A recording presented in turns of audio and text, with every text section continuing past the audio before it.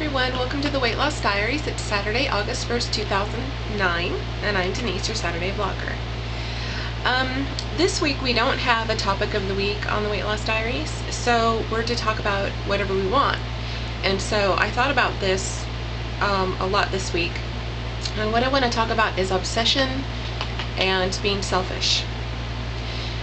I think that I think what's making the difference for me with my weight loss journey this time versus times I've done it a gazillion times I've done it before is that I'm obsessed about it.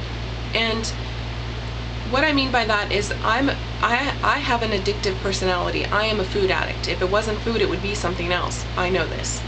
And so I'm sort of changing my addiction or my obsession towards weight loss and health, and not like all-encompassing. I mean, to the point where not only am I looking up healthy foods, clean foods, pesticide-free, chemical-free, that kind of thing, but I'm also looking towards other areas of my life in general, overall in health, like cleaning products and the things that I cook with, and making sure that my vitamins don't have additives in it that I don't need. Things like, I mean, everywhere I look, I'm realizing where I can be healthy. That to me is obsessive to a certain degree, but it keeps me so focused and so in this pattern of changing my habits that everything that I'm doing now is starting to revolve into this healthy funnel, to where as I go along and I pick up something and I say, oh, you know, that's a bad habit, and that's something that is chemical laden and something that I really,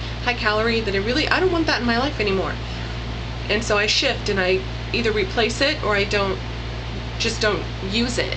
And I'm finding this in all areas of my life because I'm getting obsessed about it. So I don't think that being obsessed about it is necessarily a bad thing. In this case, I mean, if you're obsessed about something unhealthy, then maybe that's another story. And is it unhealthy to be obsessed about anything? I'm not sure. But in my case, this is working for me and I'm getting healthier. So I don't know, I guess I'd say go get obsessed. Maybe that would be a good thing. The other thing I'm going to talk about is getting selfish.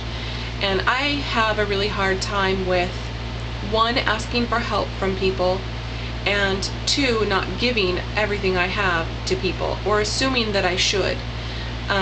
For example, normally when I come home, if I feel like exercising, if I want to jump on my step and I want to do some aerobics and turn the music up and do something in the living room, but someone's in the living room, I am really hesitant to ask them to either leave or tell them that this is what I'm going to do, and it's up to them if they want to leave. I need to not be afraid of that challenge. And an example this week was I had it in me that I really wanted to do my step. Had a lot of energy, I was feeling really good. We, in our house, the air conditioning only works in the downstairs and the bedrooms are upstairs. And my 15-year-old, he was hanging out downstairs because it's cool down here, playing a video game on his PSP, I think it's called. And so I was like, oh, here's one of those situations where I really want to work out. Someone's in the living room, makes me a little uncomfortable. I think he'd be uncomfortable. And normally I wouldn't pursue it. I would drop it and I'd say, well, I'll work out another day. Because I'm not going to work out upstairs, it's way too hot. And I don't expect to make him go upstairs either because it's hot. So I decided to get brave and I guess a little selfish. And I said to him, I'm gonna work out. I don't know if you want to sit right there on the couch because my butt's gonna be in your face. So if you're not cool with that, you might want to relocate yourself. And so he was like, he's all, that's cool, I'll just lay on the couch and get my feet out of your way. And he played his game. And my butt was probably in his face. I mean, I was doing aerobics right there in front of the couch because the step, you need room on both behind it and in front of it. So I couldn't move forward towards the TV, I had to be in the middle. And it was hard at first for me to do it because I'm like, my butt's in his face. My butt is so in his face. I can't do this. And I'm thinking to myself, I was so distracted at first, and I was like hovering towards the step, you know, instead of pulling back and using the whole space. I was trying to stay out of his space, And then, I don't know, something just snapped in me, and I'm like, you know what? This is your workout time. Let go. Let go of it and have a good workout. And I did. And I think I swung my arm back once and almost smacked him, and he shifted. Poor kid. He shifted himself on the couch to kind of move out of the way, or at least that's what I perceived had happened, because I was so concerned about, you know, being in his space and smacking him by accident. It's so funny, but it worked. He was not put out at all like I thought he might be. It was totally okay for me to be a little selfish and ask for what I needed, and it worked out. And I was just so liberated by that. I was like, wow, you know, people aren't as put off as I think they're going to be.